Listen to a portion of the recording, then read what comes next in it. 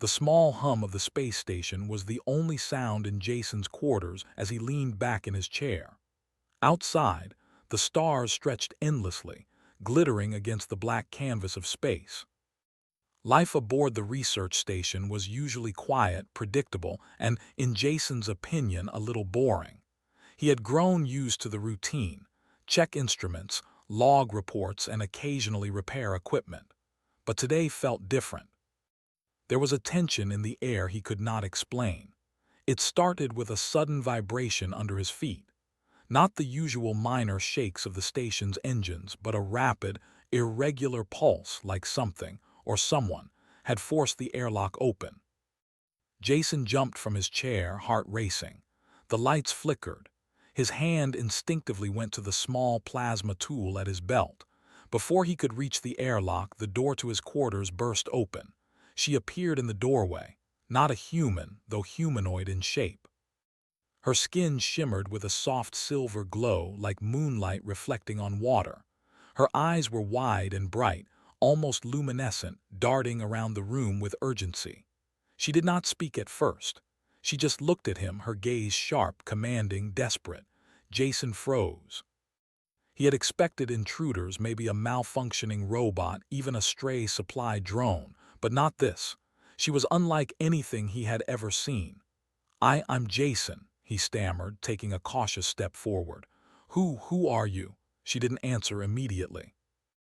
Instead, she moved quickly, almost gliding, and closed the distance between them. Her movements were fluid, graceful, but urgent. She reached for a small device on the wall, a communications pad, and touched it with fingers that shimmered like liquid metal. Sparks flew briefly, then the pad sprang to life. "This station, it's not safe," she said finally, her voice musical but edged with fear. "They are coming, you must help me." Jason blinked, trying to process her words. "Who's coming? What do you mean?" "No time," she said sharply. Her eyes scanned the room again, restless. "If they find me here, the entire sector will be lost. Only you can stop them." Jason's mind raced. "Stop who? Stop what?" She pressed the pad to her chest. A holographic map burst into the air, displaying not stars and planets, but strange symbols and blinking red dots. Jason had no idea what most of it meant. The dots moved in patterns that suggested fleets, attacks, trajectories, things he barely understood. "They want to take everything," she said, her voice rising. "Everything we have worked for destroyed. I cannot fight them alone. You human, you are the key." Jason's pulse quickened. He had read about humans being underestimated in the galaxy, but never imagined anyone would call him a key to an interstellar crisis. His life until now had been quiet, unremarkable. He was a technician, not a hero. I don't even know how to fly a ship outside the docking bays," he protested. She turned to him fully, and for a brief moment, Jason saw something in her eyes that made his chest tighten. Raw fear, but also unshakable determination. "Then learn," she said simply. "There is no choice. Either we act now or everything ends." Jason swallowed hard. He could feel the weight of her words pressing down on him. The room suddenly felt smaller, the walls closer. And despite the danger, he felt a strange pull toward her, a combination of curiosity, responsibility, and awe. Before he could respond, alarms blared across the station. Red lights flashed, casting the room in a harsh glow. Jason's stomach lurched. The station's security system must have detected her entry, or worse, the enemies she mentioned were already here. "They're here," she said, moving toward the exit. "We must go now. I will guide you." Jason grabbed his belt, securing the plasma tool. "Guide me where?" "To the shuttle bay. We don't have time for questions." Despite his fear, he followed. The hallways of the station seemed endless, but she moved with purpose, almost knowing every twist and turn. Jason noticed how her fingers brushed against the walls, leaving faint, shimmering trails that vanished instantly. There was a strange energy in her, one that made him both nervous and strangely comforted. As they ran, Jason tried to process everything. Who was she? Why did she need him? And most importantly, why him? His life until now had been ordinary, mundane. Yet suddenly he felt as if fate had dragged him into a story far larger than himself, one where every step mattered. They reached the shuttle bay, a massive hangar filled with sleek ships. Most were designed for research, not combat, but she moved confidently toward one that looked smaller and more agile. She waved her hand over the console, and the ship's systems hummed to life. "Step in," she said. "I will show you everything, but we have to move quickly." Jason hesitated for a fraction of a second, then climbed aboard. The cockpit was filled with lights, levers, and displays he barely recognized. She guided him through the controls, her hands brushing his occasionally. Not intentionally, it seemed, but with a natural familiarity that made him acutely aware of her presence. "Focus," she said. "The controls are simple. You have instinct. Humans, you have something unique." He frowned. "Instinct? I don't even know what I'm doing." "You will," she replied, eyes fixed on the viewport. Outside, small ships streaked past, moving toward the station. Shadows against the stars, the enemies. Jason's heart pounded. He had never fired a weapon in space, never piloted a ship under attack, never faced anything even remotely like this. And yet, with her beside him, guiding, urging, explaining, he felt a spark of confidence. Not certainty, but possibility. "They're coming faster," she said. "I can't hold them off alone. You must fly. Trust yourself." Jason took a deep breath. He gripped the controls, palms sweaty. His mind raced, but something inside him clicked. The movements of the ship felt natural, almost like an extension of his own body.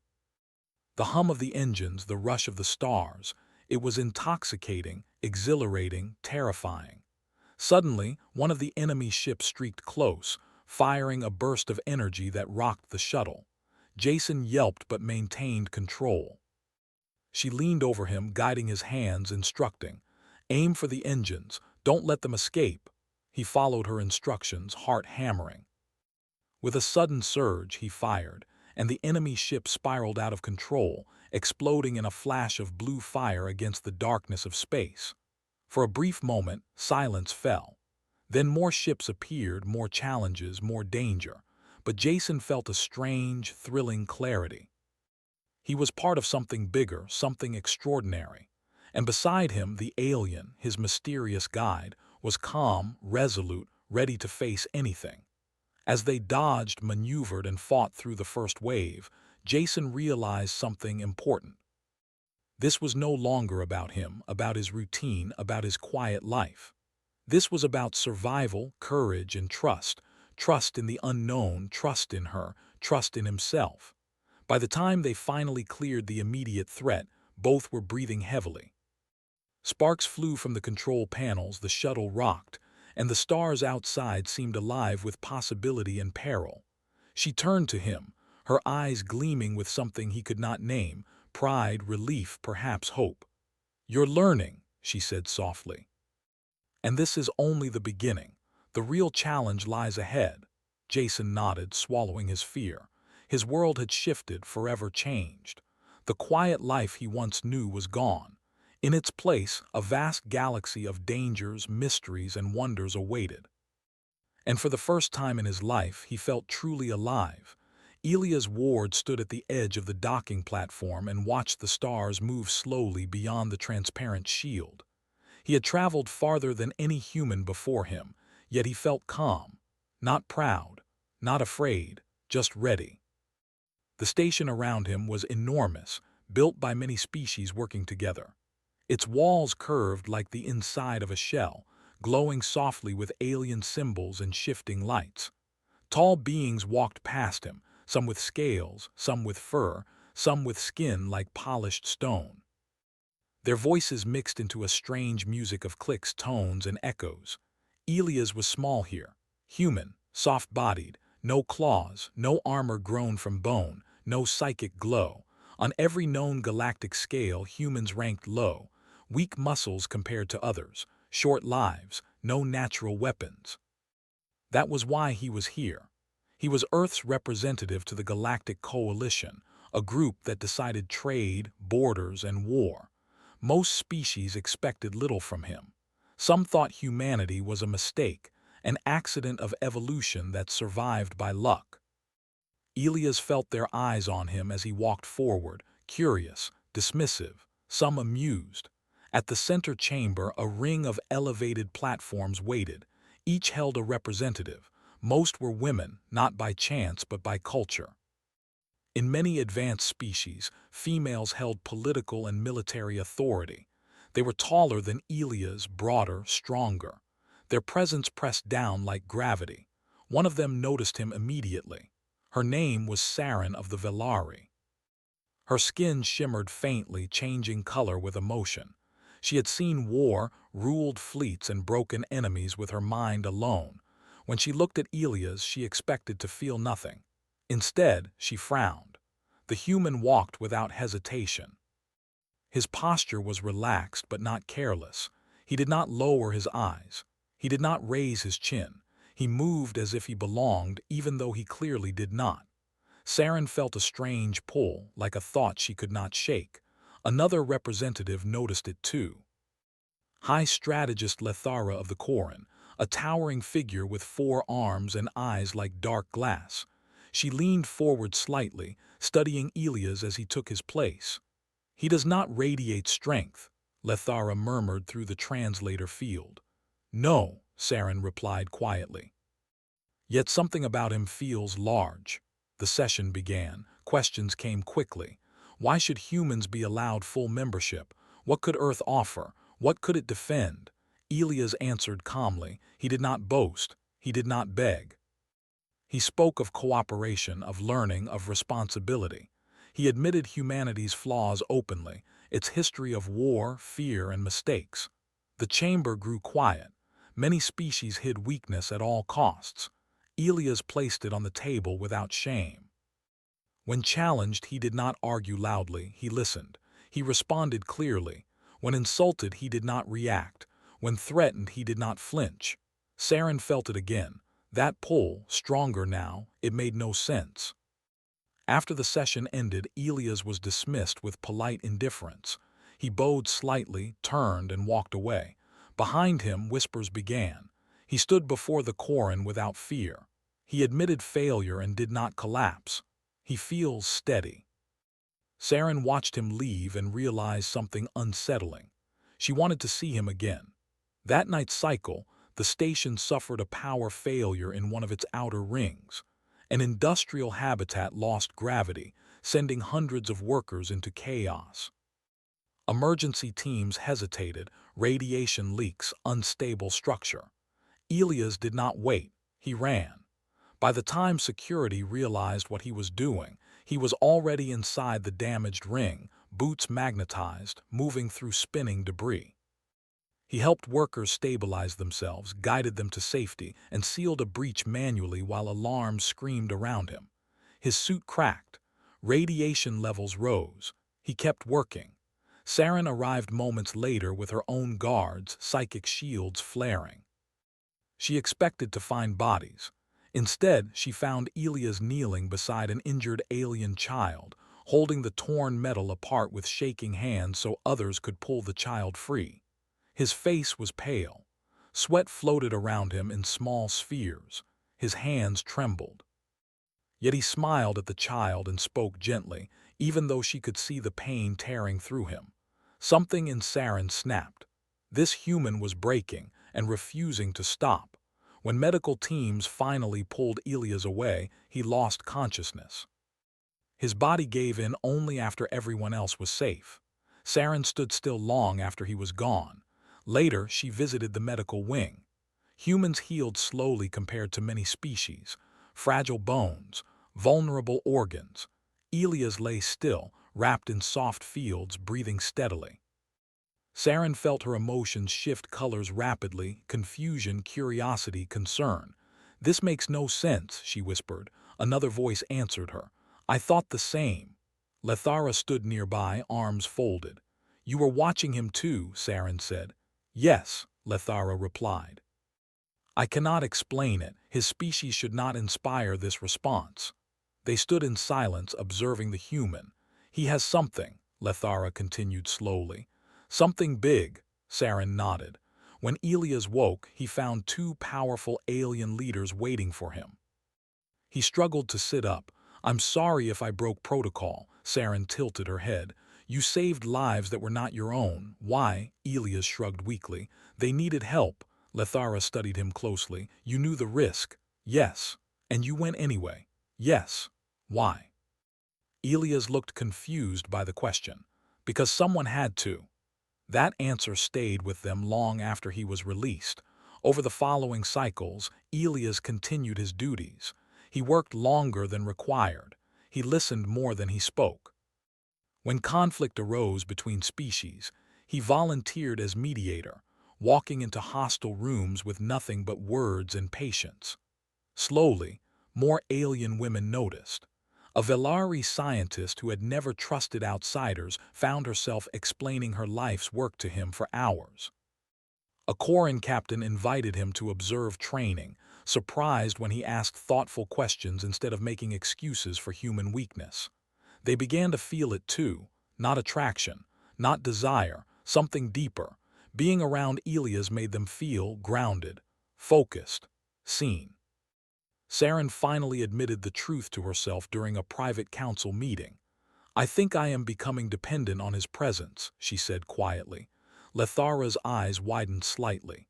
"As am I." Neither felt shame, only confusion and a growing need to understand. Elias, unaware of the effect he was having, continued forward, carrying the quiet weight of humanity with him. And somewhere in the vast station, a dangerous idea began to spread. If one human could do this, what would happen when more arrived? The days after the accident changed the rhythm of the station. Elias Ward returned to his duties with a slight limp and a medical brace along his ribs, but otherwise the same as before. He did not speak of what he had done. He did not ask for recognition. When others thanked him, he nodded and moved on. That quiet behavior made the effect stronger. Saren noticed it first in herself. She began adjusting her schedule without meaning to, aligning meetings so they crossed with Elias' movements. She told herself it was strategy, curiosity, duty. Yet each time she saw him walking through the corridors, a strange calm settled inside her. Her species lived with constant emotional intensity. The Velari felt deeply and quickly. War burned hot in them. Politics was sharp and exhausting, but near the human her thoughts slowed, focused. It felt like relief.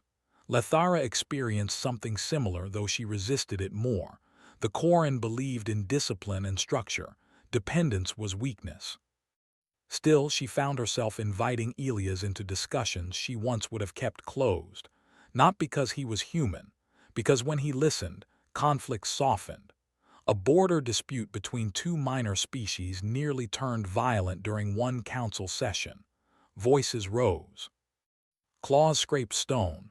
Psychic pressure filled the chamber. Elias spoke once. He did not shout. He did not threaten. He asked each side to explain not what they wanted, but what they feared losing. The room changed.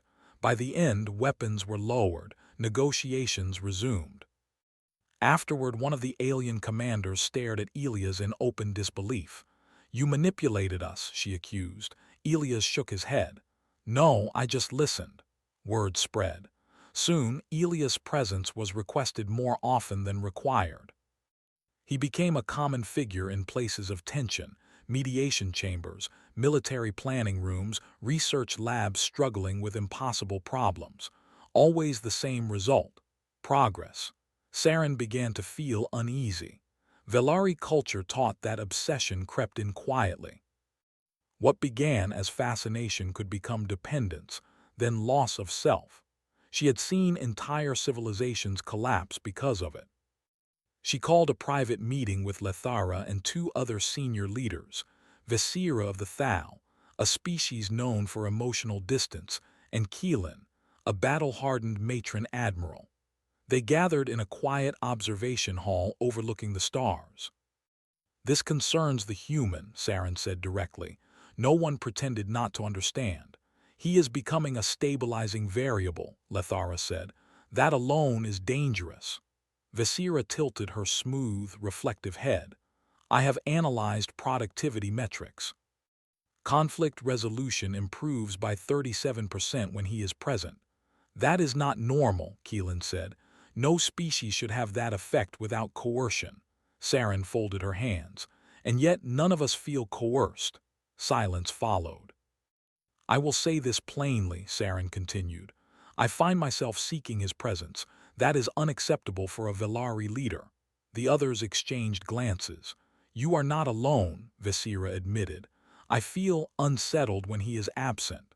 Lethara exhaled slowly. Then we must determine whether this is manipulation or something inherent to humans. They decided to observe more closely. Elias, meanwhile, faced a different challenge. Humanity had sent a second delegation, military advisors and corporate observers. They were alarmed by reports of Elias' growing influence. One of them, Colonel Mason, confronted him directly. You're becoming a symbol, Mason said. That's dangerous. Elias frowned. I'm just doing my job. That's the problem, Mason replied. You're changing how they see us too fast. Elias understood the fear. Humans had learned painfully that attention could turn into hostility overnight, but he also saw something else. They're not afraid of us, Elias said quietly. They're afraid of themselves around us. Mason did not like that answer. Not long after, the crisis began.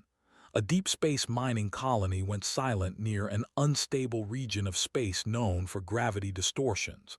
Initial probes vanished. Automated signals returned only static and strange echoes. Several species proposed quarantine.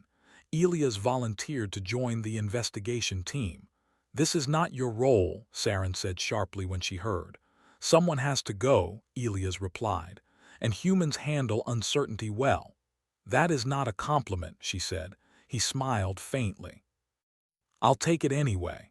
Against her better judgment, Saren insisted on joining the mission. Lethara and Keelan followed. The ship was a multi-species vessel, tense with unease as it entered the distorted region. Instruments failed.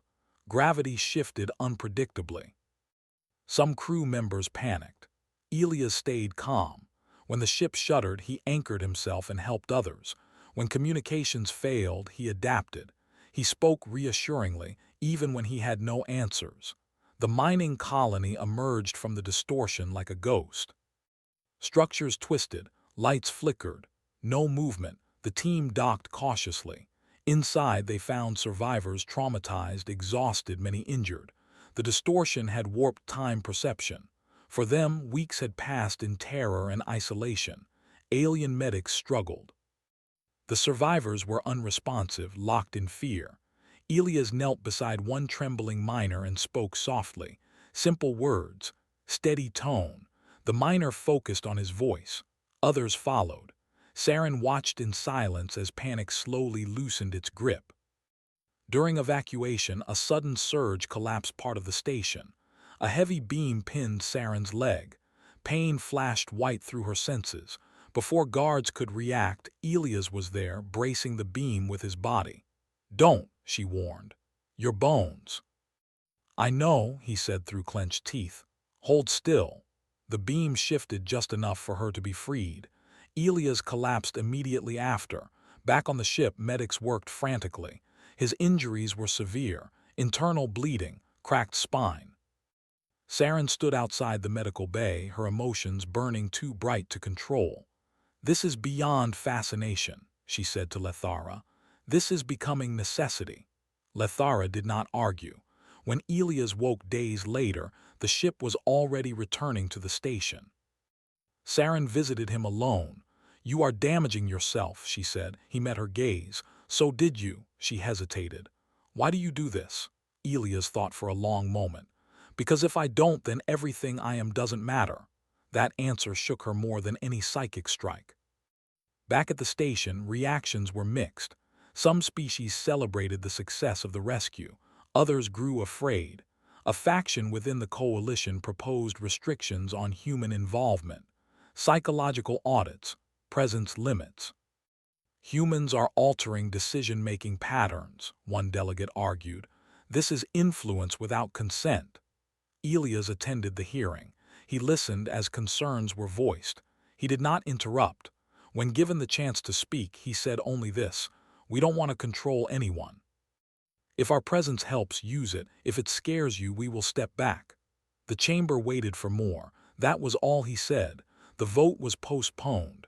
Afterward, Saren found him standing alone again, watching the stars. "You would leave," she said softly. "If asked," he replied. She felt something tighten inside her. "Then we must understand this," she said, "before fear decides for us." Elias nodded. Neither of them noticed how many others were quietly watching the human and wondering how something so fragile could feel so overwhelmingly strong. And deeper still, the galaxy was beginning to sense an uncomfortable truth. Whatever humans carried with them was not fading.